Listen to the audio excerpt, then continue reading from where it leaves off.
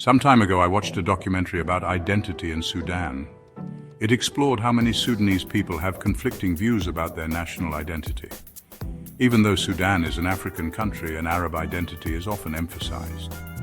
This identity question may have contributed to the country's prolonged conflicts over the decades. One African leader in a neighboring country appears to believe this is the case. In a recent virtual meeting, Ugandan President Yoweri Museveni made some thought-provoking remarks about Sudan. His perspective seems to align with the information I learned in the documentary. Here's what he said. Yoweri Museveni, it is now 70 years since our neighboring country has been in war, more or less continuously. This has been because of some mistakes which we often discuss with the Sudanese leaders. The first mistake was the politics of identity, Africans versus Arabs or vice versa, and the identity of religions, Muslims versus Christians. This problem exists in other parts of Africa as well. Even in Uganda, we experienced the same issue. People were pushing the politics of identity instead of focusing on the interests of the people. There's a lot to unpack in his remarks. Museveni doesn't go into detail about what he means by Africans versus Arabs, but it appears to reflect the identity question Sudan has grappled with for centuries. His statement seems to highlight a conflict not only between Arab and African people in Sudan, but also within how Sudanese people perceive their ethnic and cultural identity. To understand this, we need to explore Sudan's history. The interaction between ancient Nubia, modern-day Sudan, and the Middle East dates back to ancient times, with the most notable encounter being the 25th dynasty's involvement with the Assyrians.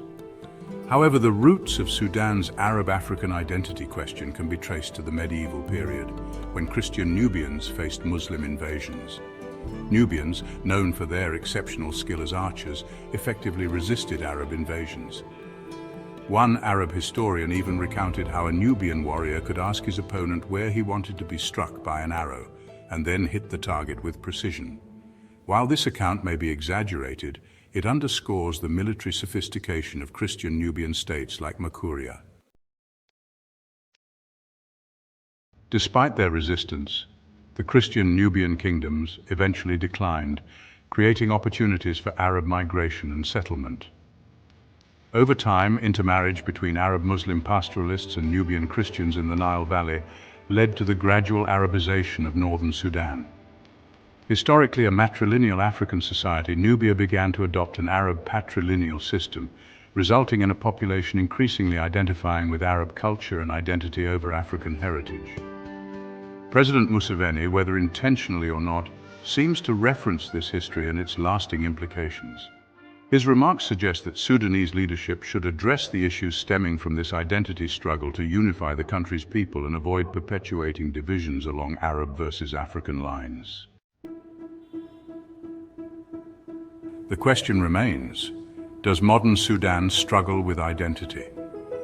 Is there a significant tension between African and Arab identities? And does this contribute to the country's conflicts? I'd love to hear the thoughts of modern Sudanese people on this issue. How does this history influence current narratives, and what can be done to resolve these long-standing tensions? If you found this discussion engaging, please subscribe to our YouTube channel, Africarized.